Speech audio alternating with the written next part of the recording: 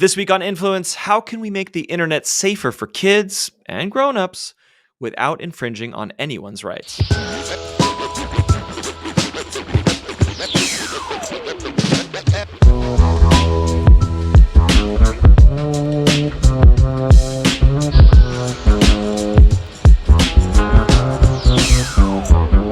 Hello, meme enthusiasts. Hello, internet travelers. It is I, Matt Silverman, the host of Influence with Matt Silverman.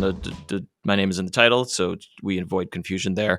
If you've been with me for some time, you know that this show is about internet creativity, social change, social movements, crazy, weird, wild stuff, sometimes harmful stuff, sometimes what are we going to do about this whole internet thing? It's magical, it's mystical. Also, sometimes a little spooky, a little scary.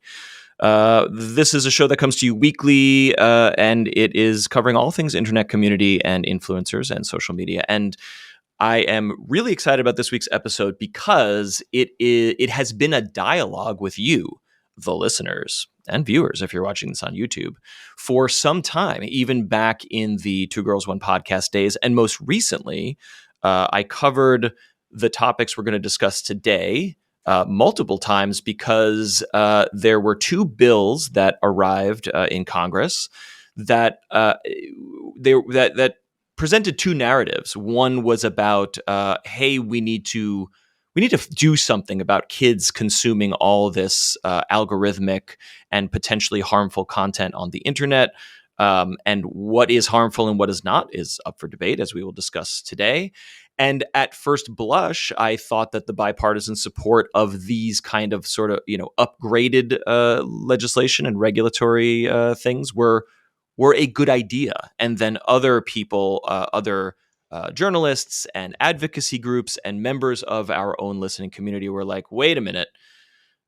There's some dicey stuff here. There's some ambiguity, and there's some, downright nefarious stuff that might be packaged up and bundled up with some of this proposed legislation. And I said, you know what? We got to figure this out. And I said this last week, I think. I'm not reading this fucking bill. That's way too many words. So I had to call in the big guns. I had to call in an expert.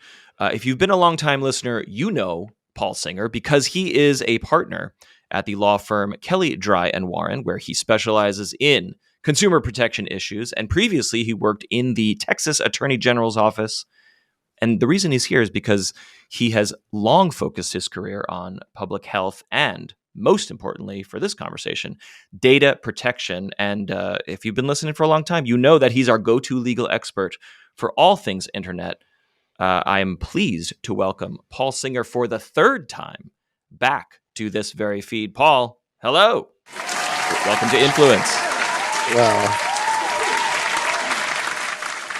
roaring applause for my appearance. I appreciate it. Thank you so much for having me, Matt. Your first two appearances, we did not have the live studio audience, but now that the budget is like through the roof, I'm talking like Mr. Beast, Amazon level production values. They're here and they've been waiting for you. So thanks for coming back. Yes. I'm glad to see so many of my followers here in the audience. I appreciate it. Yes. So I did, a 10,000-foot overview of your career and legal expertise. But tell our listeners who may not be familiar, where do you focus and how is it relevant to today's conversation? Right. And I think you hit sort of the key point, right, which is historically, especially during my time at the Texas AG's office, I did focus a lot of my work on privacy protection generally, including for a while I ran our internet, which was really more technology based, and privacy team in the Consumer Protection Division, which included as a key part of our work enforcement of the 1998 COPPA law. And so, happy to dig into a lot of that history, but also some of the ways that Congress is now considering updating those laws as we move into this century. Mm-hmm. And I'm sorry to date you, but like, what years are we talking when you were in that part of your career dealing with COPPA and stuff like that? I started at the Attorney General's office in 2000. So right after COPPA had become law. Hmm. And our office was actually the first state attorney general to bring a state-led COPPA enforcement action. So Hmm. we were really on the cusp of enforcing that law and protecting children online. Yeah. Out of curiosity, what drew you personally to the sort of tech internet? This is like it's early web. The web was kicking off, but the world was not taking the internet very seriously at this moment. And but you as a lawyer are like, whoa, we gotta figure some stuff out. What brought you to those places in your Yeah, career? I think it was an intersection of my personality and my profession because Hmm. um, I was a I was a nerdy kid in high school, and I was a nerdy kid at the cusp of the internet and at the beginnings of really. I mean, I was an AOL user when Hmm. AOL didn't have access to the internet, right? Right. So like that was a big deal when that It became was a thing. a closed Yes, online ecosystem that it was not yet connected to the World Wide Web in the way we know it today. absolutely. Interesting. I was in college at the time where the main means of communication was through IRC chats Yeah. that we would use, right? I mean, this was like cutting edge technology for me, and even during that time before I started my career, I started to see the potential for abuse and harm and things that could develop on these platforms. Nobody could have speculated the ease in which we could, utilize them today.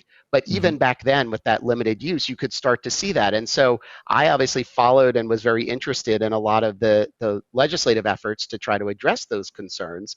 And so it just fit really nicely as I moved into a career that focused broadly on consumer protection. Those are the areas that I just gravitated towards. How can we protect consumers online? How do we address some of these cutting edge technologies and just the unknowns about data that's being collected about us and how that data could potentially be harmful? Hmm. So you alluded to this. Tell us about the original COPPA. Was passed in '98 and became enforceable that year, or 2000, maybe a couple years later. What is it, and how did it work back then? Right. So, we've used the acronym, we've said it a few times. COPPA is the Children's Online Privacy Protection Act. As you mentioned, it was passed in 1998. It's largely implemented through a rulemaking that the Federal Trade Commission had to put in place to actually then, sort of give it teeth to implement. But it's important to remember this was a law that was passed in 98, right? And so Yeah. level setting on what the world was like then is really important because the main ways, as we kind of alluded to, that you would get online were through desktop computers. Generally, most households might have had one if you were fortunate, and likely through a dial up internet connection. Okay. Hmm. And so that's important because the degree to which you were collecting information was significantly smaller back then.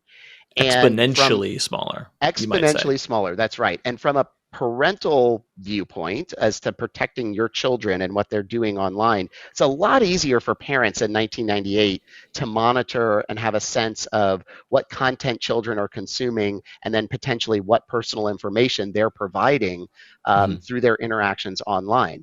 So COPPA was passed in 98 because you started to see websites emerging that really were geared towards children, Yeah. and you started to see advertising appear that was directed towards children's use of those particular websites. So COPPA was passed, and at a high level, it generally prohibited the unauthorized or unnecessary collection of children's personal identifying information. And under that law, because of the type of people it was intending to address, it was just geared towards children, which were people that were under 13 years old. Right. And so, again, it gave teeth to the idea that you couldn't online just collect all sorts of identifying information, name, address, those kinds of details about kids without a parent intervening and saying, yes, this is okay, I Hmm. permit this. That was really like the threshold basis of what the law was trying to address. And this is about advertising and personally identifying information. And obviously, we're going to transition to this in a moment, but you're making me wonder like, okay, obviously we don't want children's addresses going out on the internet, but like we know today that data collection is about like quote unquote anonymized cohorts of like we don't know Johnny Jr.'s home address, but we do know everything he likes and every website he's looked at and every video game and then we're using that to retarget. So this data is not personally identifiable necessarily. So is that, did we evolve? Did the web kind of evolve around COPPA to do other things that are now we don't have laws to address quite yet? So I have a couple of reactions to that. First, I might disagree with the premise that that data is not Yes, identifiable, right? I was, Because and for audio yes. listeners, I was putting air quotes around that phrase. But go on. And even back then we started to see some concerns about that concept that, oh, I'm collecting anonymized data so I don't know anything, but I know enough details to know you live in this city, Yes. these are your interests, so I'm guessing this is your age, I know that you're single, I know, like, you can gather enough data to then say, and I with 99% certainty have identified who that person is. That has always been a concern about anonymizing data, and I think you're seeing a trend that has evolved over time, even within the boundaries of COPPA, to address some of those concerns. So COPPA, Okay. as I said, was implemented through a rule. That rule has evolved since 1998 to Okay. address capturing things like biometrics and other types of sources that weren't the way data was being collected in 98, but have become the norm for a lot of online services. See, as a layperson, like this concept of a rule, a law, a regulation, a bit, like I guess we perceive these regulations as like they are set in stone until Congress regroups and says, "Oh, we got to update it, we got to change it." So, like, how do you update a rule to account for new technology and stuff? Is this a quick process? Does this take decades? It is certainly not a quick process. Rulemakings themselves can equally be a lengthy process. The nice thing about a rulemaking, right, is you have the agency that's primarily involved for enforcement and oversight, here, the Federal Trade Commission, being Right. able to govern that process Okay. and solicit information. But you have to go through the process of hearing from stakeholders, gathering the evidence. Having a rule that has evidence and support is going to be necessary, because as much as we talk about these things, right, there are a lot of interested parties that don't want to see some of those amendments and that weren't supportive of COPPA when it passed in 1998. And so Sure. you have to be prepared for some of those kinds of legal challenges to take place. I think the important part of it is that both at a congressional level and at more of a rulemaking level, there has been continued focus and attention on the need for some of these reforms, and there Hmm. have been some efforts to try to implement that. I think what we've seen in recent months, even, is a whole different level of addressing the underlying problem, and it's part of why I wanted to emphasize that under 13 component of COPPA, Exactly. because that's been the biggest change, right? A rule can only work within the confines of the law that it's passed, that controls it. Here, COPPA is limited to under 13-year-olds. So you have already cut out a significant portion of the population that in recent years have become the real focus of concern about Right. harm that's happening more to teenagers than to younger children. Right. So we've sort of you've alluded to this mostly, but like where has COPPA 1.0 and all its amendments, where has it succeeded and where has it fallen short between the 10,000 years between the year 2000 and 2024? Sure. I mean, the greatest success I think you've seen in COPPA is around some of the enforcement that's happened and the attention that it has brought to the types of data collection practices that are happening online.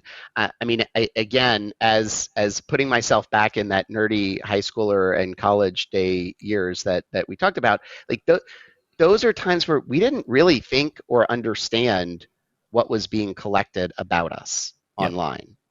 And I think COPPA did a very effective job of drawing attention to it and making parents in particular stop and think about the types of services their kids are using and what information those kids are providing online. Hmm. In my mind, the biggest shortcoming is what we've talked about, is that it was universally focused on kids, and it did Hmm. not factor in that age range of, the 13 to 17 year olds who, I mean, who knew at the time that that was going to become such a huge part of their lives? Right. And I'm going to speak with personal experience now, being the father of a 13 and 16-year-old who would be Hmm. covered by this sort of new window of time. Like everything they do relies on them being online and providing information, Right. not just communication with friends, but their schoolwork and Yes. everything. It so if that becomes such a crucial part of our lives, that's where there's a shortcoming. Is nobody really thought about the law in terms of everyday use of just, every function of your daily process needing to have some degree of data collection like that. It's just a Right. totally different ballgame now. Yep. And we will get into this a little bit later, but also like, yes, we got to cover teenagers too. And also while we're at it, maybe we should examine what this data collection and algorithmic discovery, whatever, the effects that this has on everyone, Right. including adults. Right. Well, because what is driving a lot of this, right, is the mental health crisis that the teenagers in this country are facing right now, which, I think a lot of people are pointing to the increased use of social media and just the sort of online life that kids lead these days as a big component to adding to that stress and anxiety, that can really change sort of the dynamic for those kids, from when I was growing up, for sure. Sure, sure.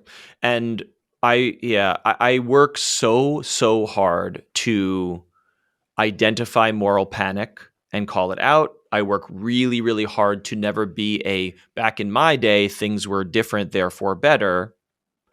But even as a grown ass adult, I feel anxious and depressed by my constant need to see and look and check. And I have to work very hard as an adult to regulate my use of these platforms. I can't even imagine what kids have to navigate in Right. today's world. I think that's absolutely right. And then I think the flip side of that, right, is that, I mean, this is the example I like to use of, when I was a kid, if I wanted to say, Matt's a jackass and I hate him, I could say that to some people at school, and maybe some, rumor spreads or some gossip spreads around these kids. That's very different than now I post something online that is immediately seen by potentially hundreds or thousands of kids, and my friends, their friends, their friends, their friends, and suddenly some rumor or negative statement about you has just spread like wildfire, to the point where it just creates a whole different stress level, I think, Hmm. on kids than, and adults for that matter, right? Yeah, It's oh, for it's sure. just the ease in which we can disseminate information. It's just at a whole different level that just exponentially increases the anxiety associated with that. Yeah. I used to produce another podcast about parenting and technology, which had many experts, including a lawyer and a physician who works with teenagers, and a lot of they and their guests would often say like, or I, as their producer, I was like, well, bullying has always been bullying. Is it Hmm. really a big deal? And they're like, okay, when you're bullied at school, it happens at school. You could return home to your safe place to recalibrate and reckon with that. And then they're like, now imagine it's 1 a.m. and you're sleeping and the bullying goes beep and bursts into your bedroom, etc. So Yep. that turned my head around. But I also, the thing that I am also interested in exploring are two sides, right? It's the social lives of teenagers, and also um, which parents need to reckon with. Hmm. That's something that we can do as parents. But then the other side that I'm very interested and passionate about is like, if I watch one YouTube or TikTok video The algorithm is going to identify things that it thinks I like and serve me other content that may or may not be factual, may or may not have context, may or may not be appropriate for me or my age or whatever. And this sort of runaway train of like, we need to serve things that you have to constantly check and see and watch because the business model of these platforms is watch time and engagement. That's where these bills, which I'll ask you about in a second, are like, hey, what if we turn that shit off?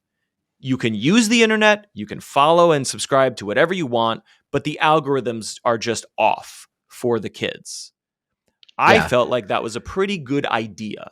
So I'll lead you into like, okay, what do these two bills do and say, and which of the where are the good ideas, where are the bad ideas? Yeah, there's a lot to unpack with this, and Yeah, it's a big question. I'm sorry. yes, exactly, and I'll jump into the laws in a second, but I do want to just emphasize and sort of add to something because you said it's the business of these platforms to engage in additional user time and viewership. The business of these platforms is advertising, right? Yes. I mean, that's the key, right? And so when we talk about these laws, you have to keep that in mind about the way that advertising works today. And there are valid arguments about the benefits to contextual advertising Mhm. and trying to serve you up things that are interesting to you, both in terms of ads you see and content that you see. There is definite value and interest among the public in Mhm. seeing the things that they want to see and not seeing irrelevant or other kinds of content, including different types of advertising. So Yeah. so like that's sort of a threshold premise that we have to keep in mind as we think about these bills, because that becomes a big part of the criticism and issue around some of them. Okay. So two different bills that are sort of being merged together and considered as almost one as we talk about these. One is COPPA 2.0, right? Yeah. It's designed to update COPPA, bring it up into the modern age. The biggest thing about it, right, is it closes that loophole that we've been talking about, that age gap, right? And Right. so it makes many of the provisions of COPPA applicable now to 13 to 16-year-olds, well, through 16 up to 17-year-olds. Oh, see, I Um, thought it was. Oh, is it? Does it cap out at seven? I thought 17. my 17, meaning when you are a legal adult in the United States at 18 years old, you are now free to use the internet however you please.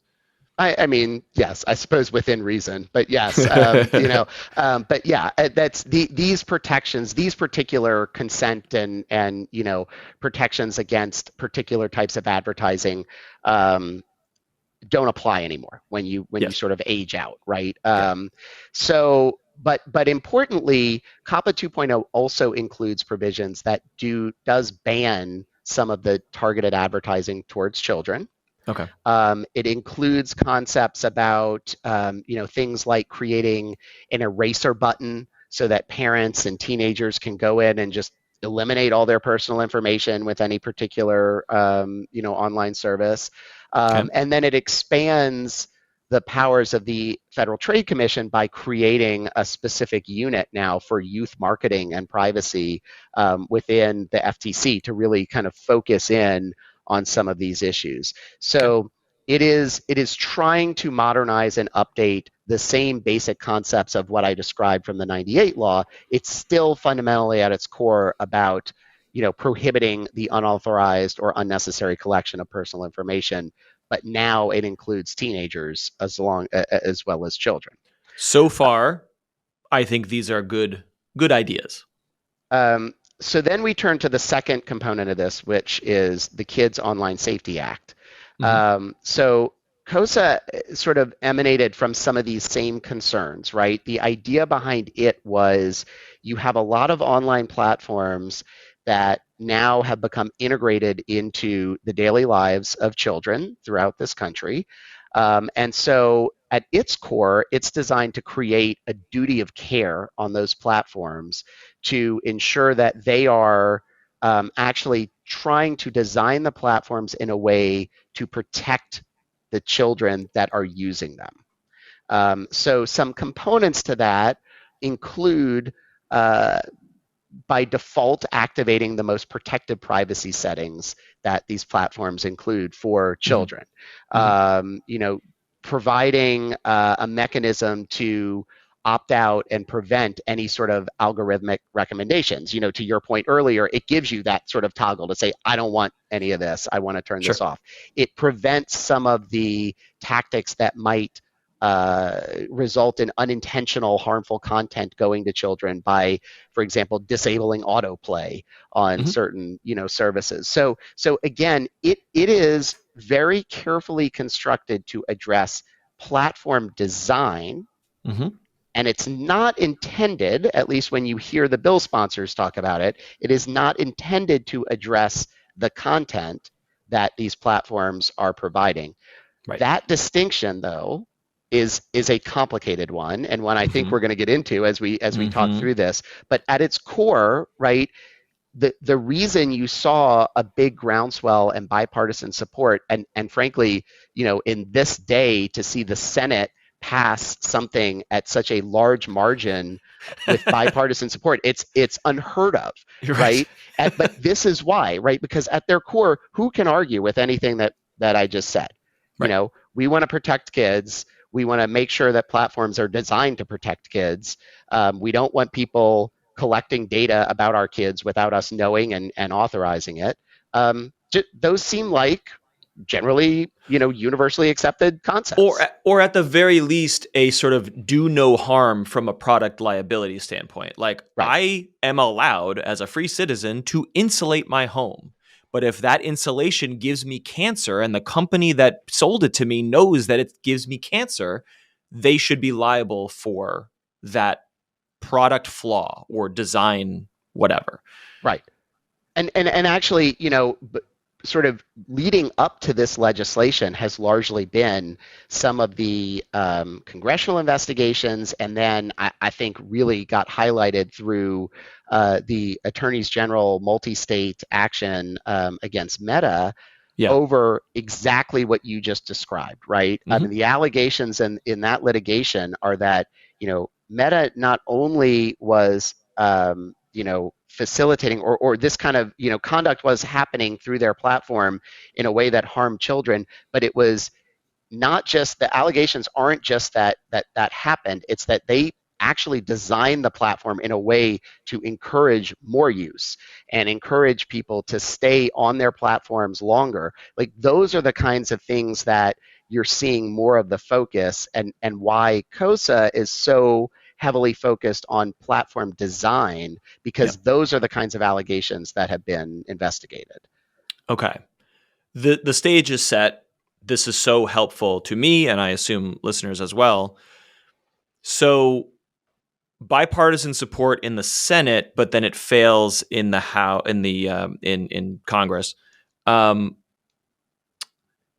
where does regulating the design and regulating content, which is speech, how does that clash? Where because, and I'll for additional context, many progressive advocacy groups, including many LGBTQ plus organizations, had come out against KOSA and COPPA. I don't know COPPA 2.0, but definitely KOSA, of like, hey, this is going to limit young people's access to communities, to marginalized communities. It's going to block content. It's going to ban content.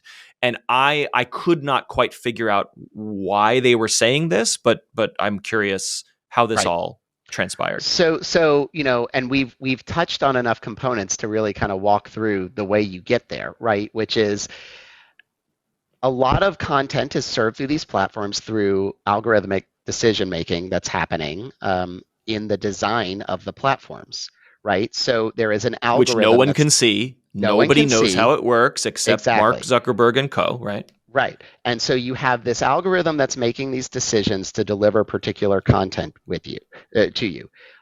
If you layer on top of that now a duty of care to design the platform in such a way that it is protecting children from delivering harmful content for them to see, it's not a huge stretch. And what you're hearing is a lot of these groups that are recognizing that it's not a huge stretch to say, then these platforms are going to be restricting the type of content that is shown to children through the way that the algorithm is working, and may To frankly, cover their ass. yes, Meaning, hey, we can't take a risk that the algorithms will show a bad thing, so we're going to just block or squash the bad things exactly. at the root.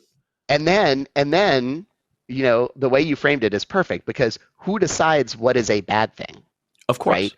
That's where I think you've seen a lot of these advocacy groups express concern, is that we have already seen, especially at the state level, a number of attorneys general on both sides of the aisle taking very strong positions about the type of content that they and the citizens of their state believe are harmful, which differs from the views of others.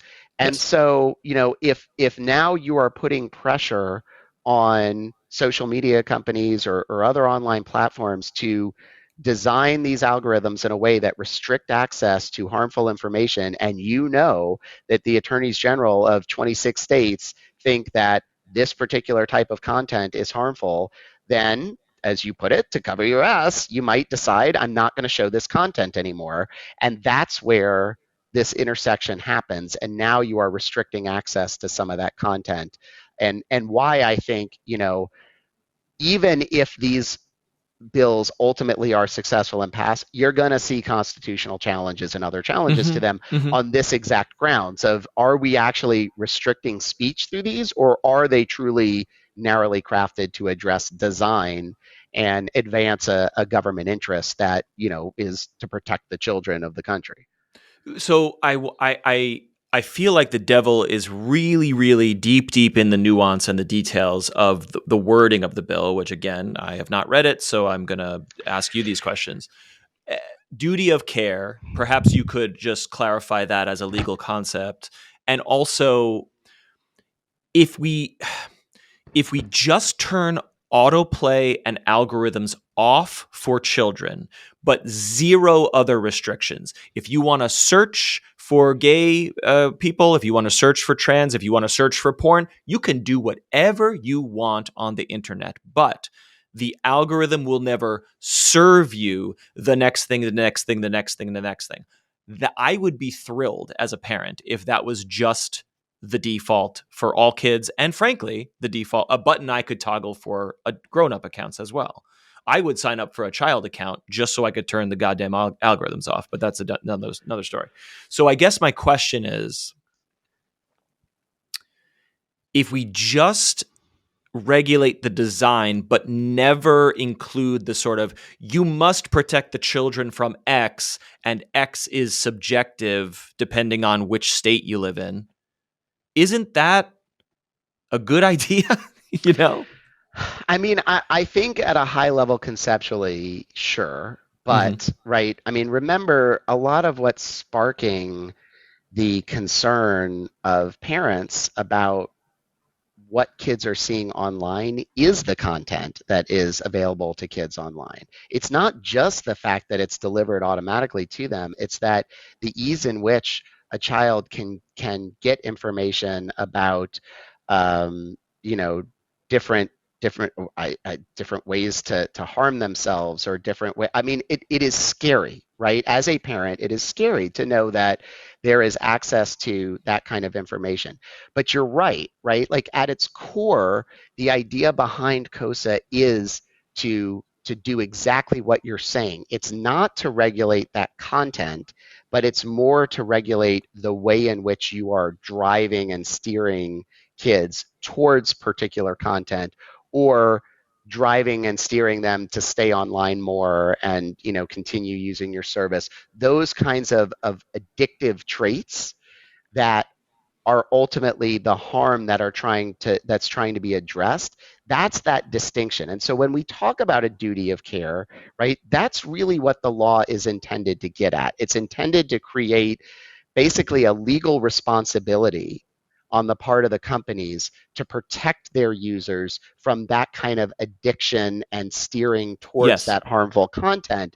The Mm-hmm. problem is that that content is still there, and it is still readily available, and it is not as easy as 25 years ago to Hmm. be able to monitor and absorb what your kids are seeing and have access to, which, some of that absolutely, like, there's a role for parents to play and get more engaged and stay involved in their kids' lives and monitor and see what they're doing. But it is unrealistic to think that any parent can have a complete picture of that. Yes. And so that's where I think there's a lot of effort to try to address the harm that can happen online, which does in part include the content. Yeah. I I'm not an expert, but my feeling is that the world is scary and there's a lot of bad stuff out there, but the reason we're in this bind now is because algorithms push Right. things into, and it's degrading our democracy and our social discourse of like, I'm a regular normal person with moderate views, but because algorithms are putting partisan, sensationally charged things into my eyeballs constantly that I would never search and I would never seek out because I don't even know it exists. But now I'm like, hey, these migrants and this guy Hitler, maybe he did have some ideas. We interviewed back in the 2G1P days another attorney from the Social Media Victims Law Center. Hopefully I'm saying that right, and a young woman and her mom. And the short version of this is that this young woman, who was a teenager at the time, searched Instagram for like, hey, I want to lose 5 pounds. Body image, insecurity, normal teenager stuff. And and I'm using this example because I think it hits on exactly what we're saying. That search alone, while might be concerning to a parent, is not like red alert alarm bells. However, after she searched for that content and found whatever and engaged with whatever diet content she may or may not have found, the algorithm within 1 hour started serving her how to be anorexic, how to hide anorexia from your parents. And the short version of the story is that she developed an eating disorder, became suicidal, and was hospitalized. And thank goodness she is alive and well and is now suing Meta and an advocate for these things. And so the reason I say that is because she would not have seen the destructive content if not for the algorithms. And so my thesis is like, shut off the algorithms and autoplay. Yes, scary stuff is still there. Yes, kids can still get it, but most of it will not be seen by normal people. Yeah. Yeah, and again, like at its core, I think that's what KOSA is designed to do, is exactly the way you describe it. And an important note of this, right, is that KOSA in no way modifies or supplants Section 230 of the Communications Decency Act, which it makes the exception for online providers to not be held liable for the content that is placed on their platform. Right. That those two working together do exactly what you said. The content can be there. You, the platform, don't have responsibility for that underlying content, but you have to design the service in a way that doesn't encourage or promote access to it. The Right. problem is that when we talk about these general concepts of a duty of care, right? That can easily be interpreted as, I mean, take your example and take it a step further, right? What if the teenager is searching for how can I lose 5 pounds in a week? Yeah. Or and is targeting a search in a way that is getting them some of that content that we're concerned about them having access to. If I have a duty of care now to protect those children on my platform, are the enforcers going to take the position that I had some responsibility there as well? Right. Not just the algorithm serving them that directly, but do I have to catch that and have a flag in place to ensure that they're not getting harmful content in response to those kinds of requests? And then that's what opens the door to potentially then say, well, and we consider harmful content to be anything related to transgender issues. Right. And so now, like, what have what is the duty of care that exists for those platforms? Those are really the key questions that I think that the way in which someone could choose to weaponize that Yes. provision is what I think is raising a lot of the concern at an advocacy level.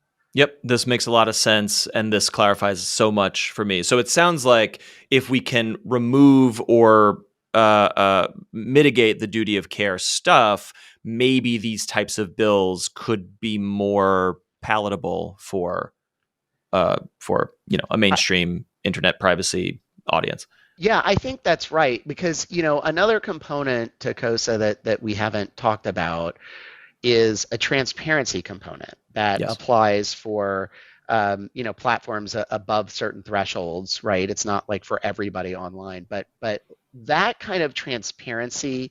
I want to go back to something you said about the algorithms and that only Mark Zuckerberg knows how the algorithm works. Like that is a really important piece of this.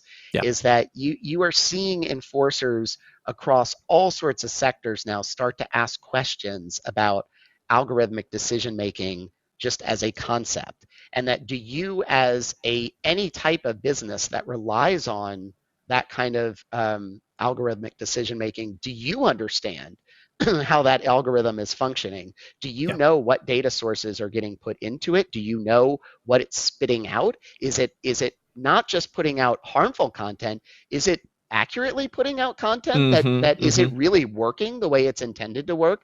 Does it have inherent bias or discriminatory results that are more attributed to the data in that results in questionable data out, right? Right. All of those kinds of questions all intersect as we start to talk about this because it really has become, just a fundamental question about how these decisions are being made and what protections we reasonably should have in place. The problem is that it's hard to define those protections if you don't really understand the algorithms to begin with. Yes. And so that's why I personally, to me, that transparency component is so important for all of this, like making the public as a whole more aware about how algorithms are being used in their daily lives, what kind of information is being collected, and then the outputs that are happening through that decision making.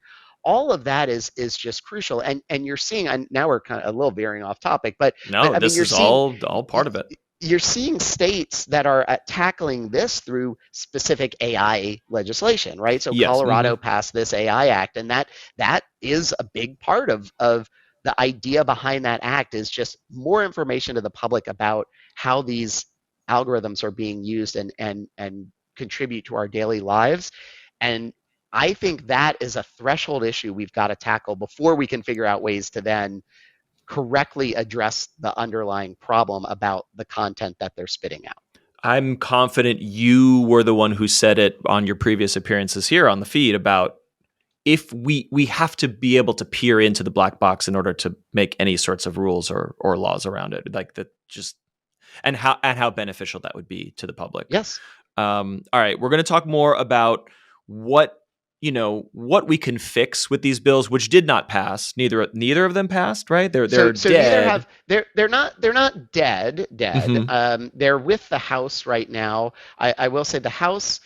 So there was a House version and a Senate version. The House was going to take it up and then stopped before they went on recess until next month. All right. The Senate version passed and now is at the House.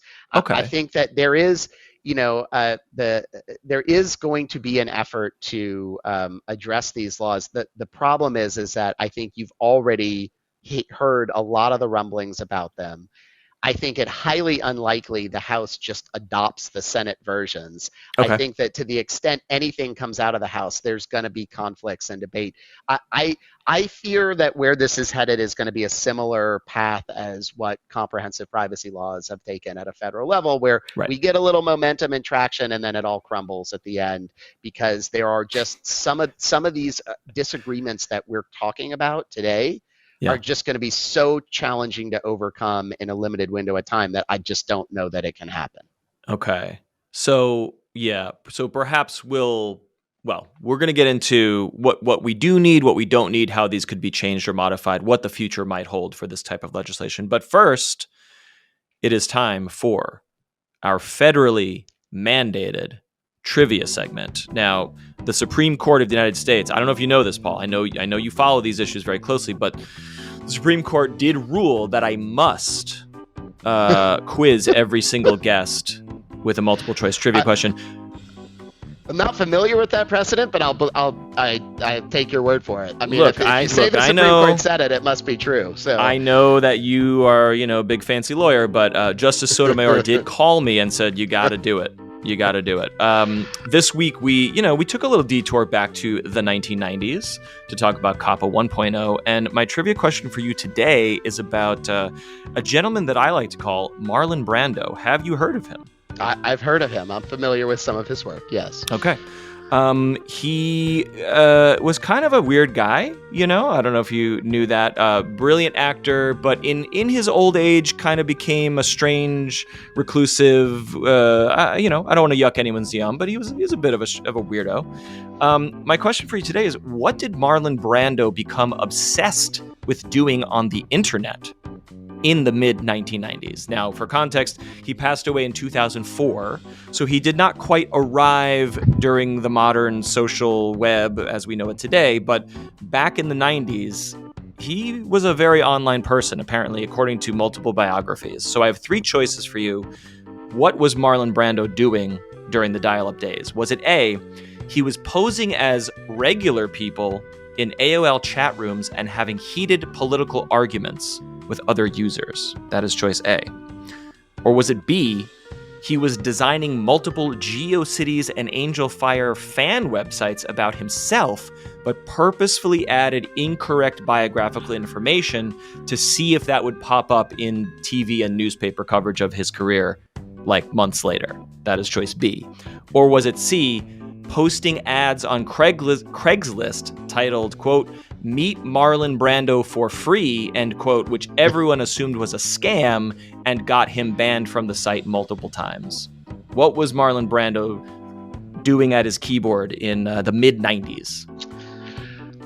Oh, this is a great question. I honestly have no idea. It's fascinating. I'm going to go with B, and I'll tell you why. And it's because that is the most fantastic answer I could possibly imagine. And so I really hope that that's the case.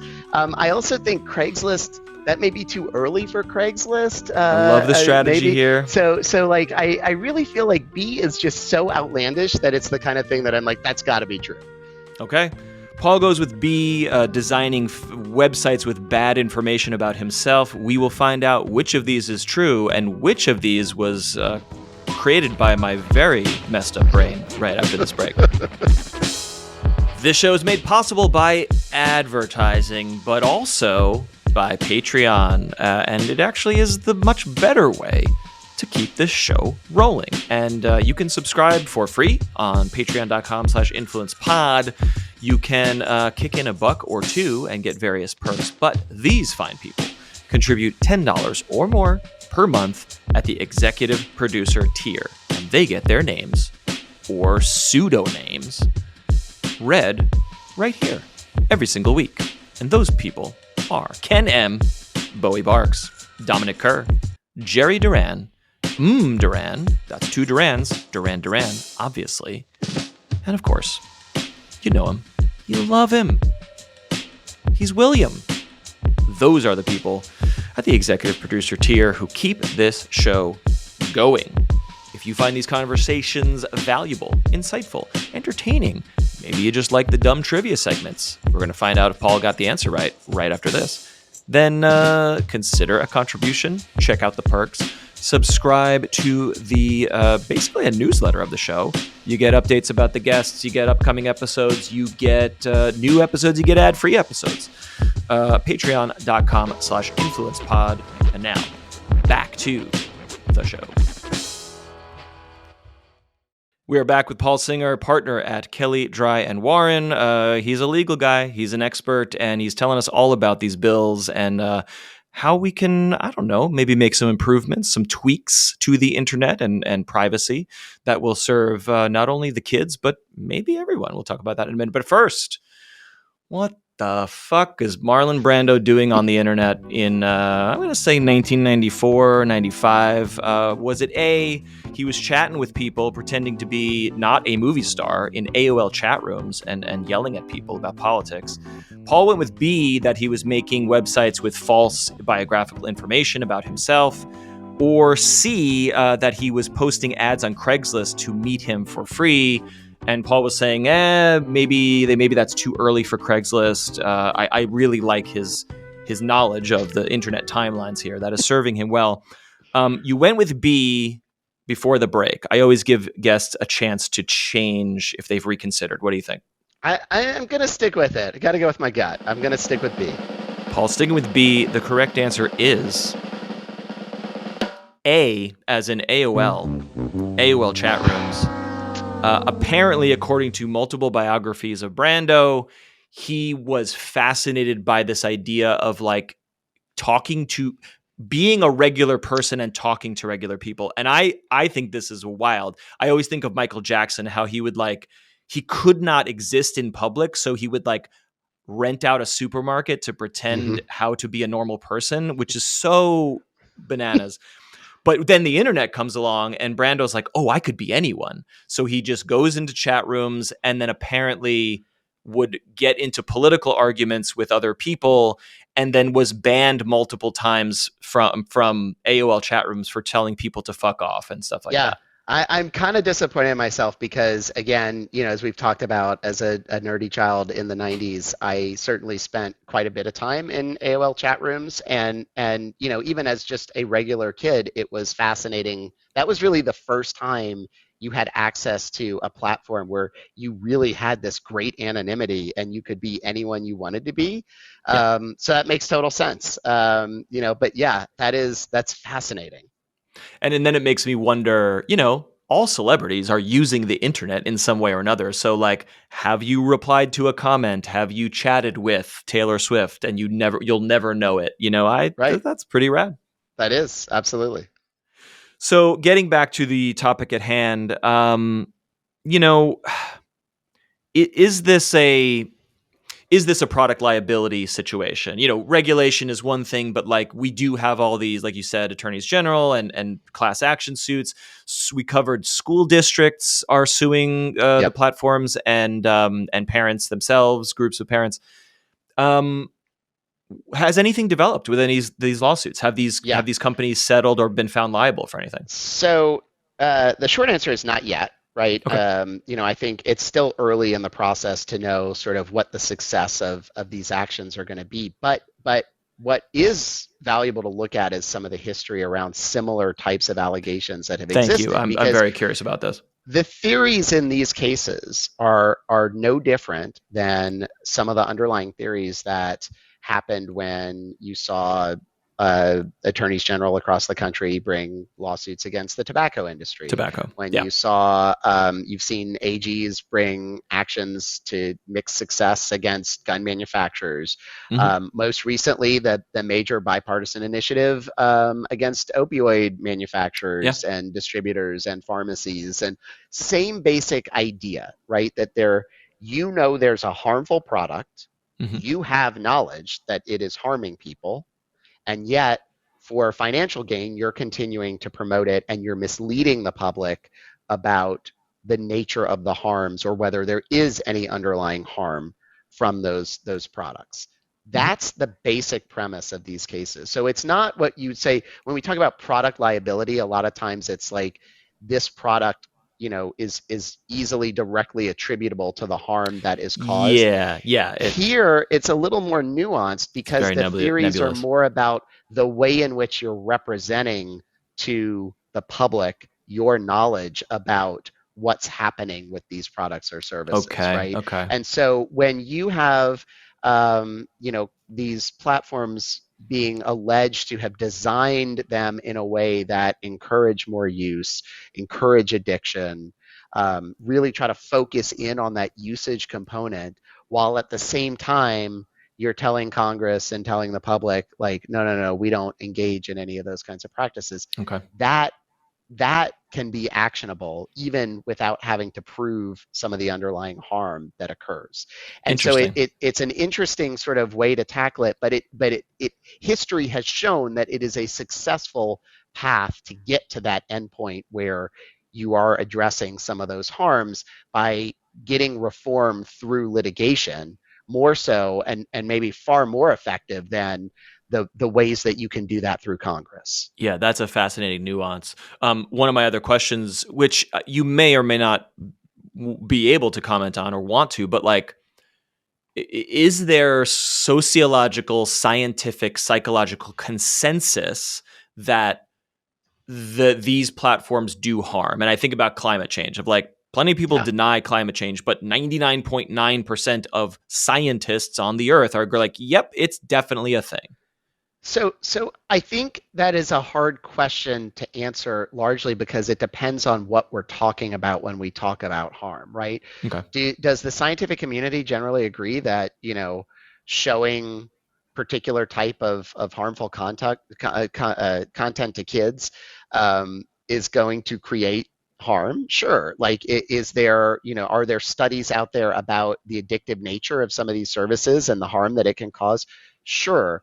Is there general consensus that social media as a whole is harmful to kids? I don't think so. Right. Right. That's where I think you start to get into more of a dialogue and discussion about some of the individualized components of the things we're talking about in the way in which content is served, not so much the existence of this platform and the ability to communicate. And it's Yep. also why I think you've seen through legislative reforms, through litigation, nobody is out there saying these sites should be shut down, right? They're just Right. saying we need to increase protections for our kids and ensure Mm-hmm. that there are some boundaries put around how easily they can access information and how easily you as the company can get information out of those kids. Mm-hmm. So perhaps heading toward a conclusion here for this conversation, what can we change or look ahead to in terms of comprehensive privacy regulation? You alluded to, removing or modifying this duty of care, or maybe just a button that's like turn the algorithms off. But like, what would be like a dream bill for you as a parent to see coming through the Senate or I, Congress or the House? I mean, again, as I look at it just through my eyes as a parent, right? Transparency and control are sort of the key pieces to me, right? Yes. I want to know how you're collecting information about my kids, what information you're collecting about them, how you're using that information, who else you sell it to, transmit it to, how they're using that information. And then I want the ability to control it. I want to be able to Control is the say, right word. yeah, I get angry when it's like, I would like to use a product, please. And the product's like, I'll do all these things for you. You want to see this? You want to see this? There's no options. There's no toggles. right, It's like, we know our AI knows it all. So we're going to, it's like, no, no, no. I know what I want to do with this product. I know what I want to see. And I know what I want my kids to see. right. Give me the toggles and the levers to do that. And that is the part as a user and a parent that I wish companies would offer, but it's not in their interest to offer it because the algorithms are the moneymakers. Right. And there's also like different times where I want those features and times where I Yes. don't want those features. Yes, That's exactly. that's the other piece that I think gets lost in this is that, you started some of this with a discussion about, really targeting the delivery of certain types of maybe political messaging or things. And, I can understand that if it's clear that you are one party or another, that there is value in trying to only serve up information relevant to what your interests are, what your tastes are. But what you remove from that is more of the public dialogue and Yes. debate and Yes. at least hearing the other side and the other point. There are times where I want my search results, my media feeds, things to focus in on what I know is relevant to my everyday Mm-hmm. life. But Mm-hmm. there are times where I don't want that. I just want to know what's the most popular search today, right? I don't want to know what's the most popular search that an algorithm thinks I want to know. I want to know what is the general public hearing, thinking about, because that's the way you stay informed, right? Mm-hmm. And it's the way we used to get our content, our Yeah. news, all of our media. It came in just one form you had choices, but it wasn't like you turn on the TV and you're getting a specific news story tailored to your interests. You Right. got the news story, and those are the kind of things that I think get lost when you don't have that level of control. But the flip side of it is, if you don't permit the kind of marketing and advertising that exists, all of the services that we take for granted that are free to us are Hmm. really not going to be free. Like that Right. that is how the internet functions. Is marketing and advertising is what got us all of this content and these amazing platforms that we have and we utilize every day, and nobody should be knocking the value that that can add and has created to all of us to have access to content at our fingertips like that. And it is funded through advertising. We all have to Yeah. remember that, and that's the balance. Is you have to make sure that we are not doing things in a way that are going to diminish access because we're cutting off a revenue stream that has funded all of these great advancements in technology. It's a double-edged sword, and I call that the original sin of the internet. In the beginning of the internet, in the earliest days, nobody took it seriously. How could we buy products? How could we get news? How could we watch television? This is so stupid and slow and bad. So we threw it away as a novelty thing. No, why would anyone pay for this? And the tech companies were like, well, what if we give it to you for free and all this stuff? And since the dawn of human history, everything I acquire must be bartered for Yep. or purchased with some capital or whatever. And now we're in a world where everything's free, but we pay the price with privacy and abuse. And the average person does not understand the trade off, number one, and nobody sees inside the black box. Yep, exactly. And that's, I mean, bottom line is nothing's ever free, right?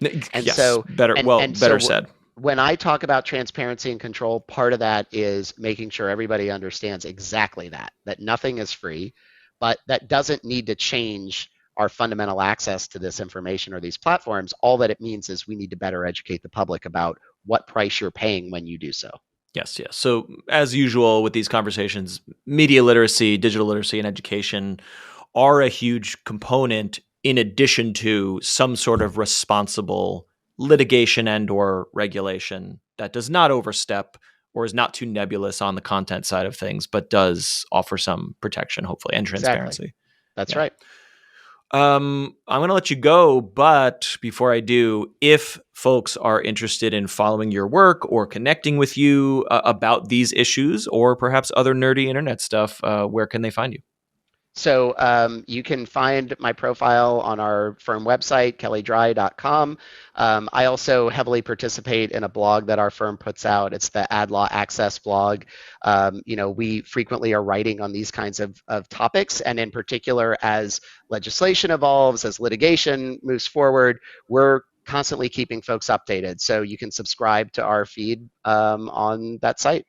Fantastic. Those two links will be in the video description and the show notes for this episode. Paul Singer, thank you for coming back a third time. And I think for a fourth time, I would like to talk to you more about the transparency stuff. And there were other topics. I was like, oh, that's a whole other episode. So Yeah, absolutely. we'll have you back. I love doing it and appreciate the opportunity. Thanks so much. I always love chatting with Paul. I learn so much, and we get into the weeds, perhaps a little too far sometimes, but truly the nuances of these bills, especially that duty of care as he was laying out, was so interesting. And I guess we're looking at like a slippery slope of like very good intentions, seems mostly fine, but these wordings, this phrasing of what tech companies and social media platforms would be responsible for could lead to some bad outcomes. So fingers crossed that we can, get the right type of legislation put forward and passed. Or, as Paul said, maybe litigation and case law is the way to solve some of these issues. Maybe we can bypass the 89-year-old white guys who make all the rules in our country.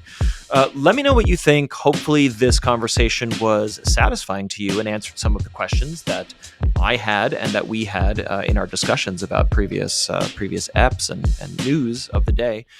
Get at me by email. It is influencepod69 at gmail.com. That is influencepod69 at gmail.com, because getting an email address in 2024, a little bit tricky. There's a Discord server where all this conversation happened. It is discord.gg/influencepod. And if you'd like to enjoy the program on YouTube and see the video version, you can head over to youtube.com/influencepodcast.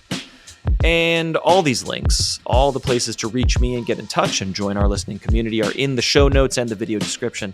For now, please keep the guest suggestions rolling in. Keep your favorite content creators and comments and interesting voicemails. You can leave a voicemail. Your voicemail will be on the show, guaranteed, unless it's bad. That number is 347-871-6548. Yes, I finally have the number memorized. I didn't look at any cheat sheets or paperwork here. Thanks for listening, and please be kind and rewind your podcasts after you're done listening.